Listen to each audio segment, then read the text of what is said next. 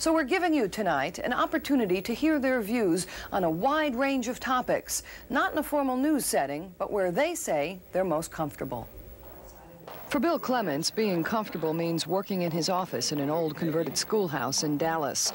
The building is the oldest brick building in Dallas County, and Clements has had it lovingly restored, filling its walls with more than 8,000 books on Texas. For 46-year-old Mark White, refuge from political life is at his cabin in Dripping Springs, about 30 miles west of Austin. There, the brightest lights are the ones that light up the sky at night, and the harshest wake-up call comes from the murmuring of the creek outside his door. More than 700,000 Texans are out of work. Houston is now the foreclosure capital of the country. Banks are closing at an alarming rate in Texas, and you're going to stand there and tell people it will be better. Don't you think at some point they're going to blame you? No, I think they know very well that the falling price of oil created every one of those problems. There are some people that say that the collapse of the state's economy can't be blamed on the oil glut alone, and that what it is, in effect, is a result of bad leadership and bad management at the highest level of state government. When the oil prices went down in January and February of this year from some $26 a barrel to as low as $9 a barrel, and for anybody to sit there and tell you that the falling oil price didn't have anything to do with the economy in Texas simply doesn't know the difference between come here and sick 'em. Mark White, to the contrary, has increased state government by 15%, or a difference in the management of state government during my 4 years of 20%. So there is a real difference. You were asking about differences a while ago. There is a real difference. An analysis by the Dallas Times-Herald showed that the state government actually grew 6.3% while you were in office. Well, that's, you know, the Times-Herald is entitled to their opinion. I'm giving you the reference with the Legislative Budget Board. Now, you say it went down 5%. Do you know how many jobs that translated into? It did. We actually reduced the bureaucracy by 3,761 employees, and in White's administration, he's added over 14,000 employees to the state payroll. And yet one of your campaign promises was to trim 25,000 jobs. Well, you know, I worked diligently at it, and I actually reduced the state government by the number that I've given you, 3,761. And Mr. White has put 14,000 plus employees on the state government. So there is, again, a vast difference between my efforts and his efforts. But you do admit that although you promised 25,000... No, I didn't promise. What I did, I said I will attempt to. I will attempt to. I was not successful. You know, I'm disappointed that we didn't reduce it by more, but at least we reduced it. Now, again, sir, if I may quote the Dallas Times-Herald, I will reduce the state bureaucracy by 25,000 employees, and it will not be difficult to do. This was in 1978. Well, I'm only saying to you that it was difficult to do, and I did the best I could, and I reduced it by 3,761. And in the face of significant population growth and increased budgets and so forth, I still was able to reduce the state bureaucracy. I don't care where you were born. It didn't make any difference. Once you came to Texas, you got to be a Texan. Well, who was your biggest hero back then? Oh, I guess Sam Houston was every young Texan's hero. You wanted to be like him?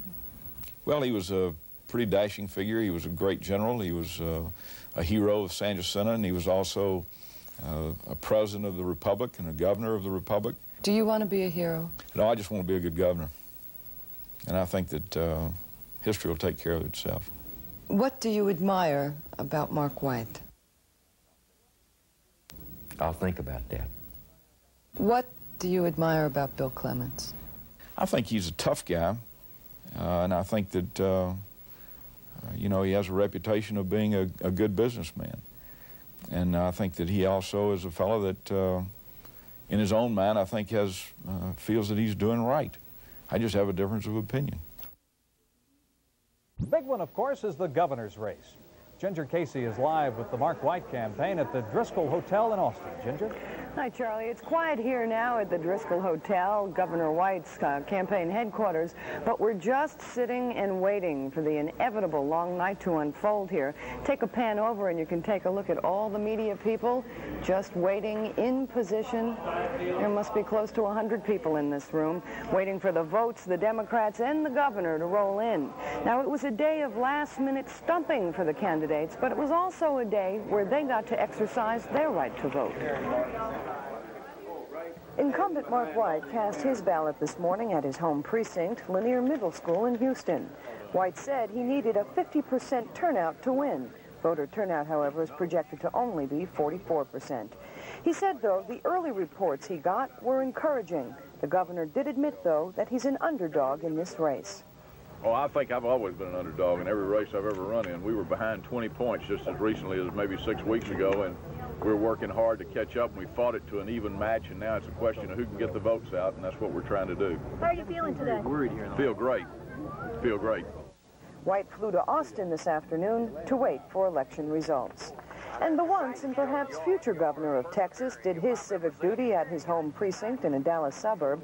Republican Bill Clements and his wife Rita came bearing gifts for polling place workers.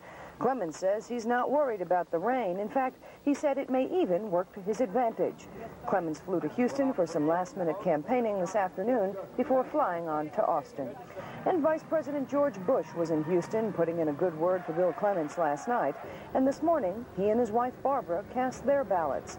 He told reporters he feels good about Clements' chances. And as for the outcome of nationwide Senate races, he's cautiously confident about keeping the Republicans' dominance. We may drop a House seat or two, but we'll do well. We'll pick up a lot of governorships. So I feel pretty good nationwide. Although it's a funny year, it's very hard to call it. I don't remember an election nationally that seems this close, this many close races. Bush left Houston early to go back to Washington to watch the vote count.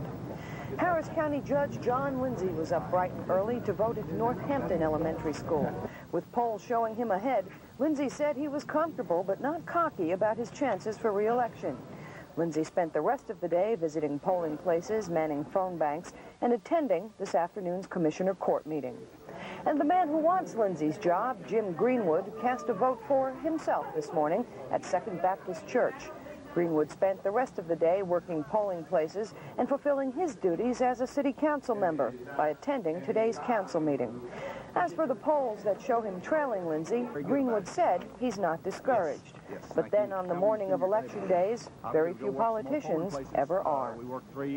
And political reporter Cindy Kennard joins us now. You've been dogging the governor for the past several weeks. I understand he just got into town less than an hour ago and you spoke with him. How did he seem? Was he up? He is the eternal optimist, Ginger, so he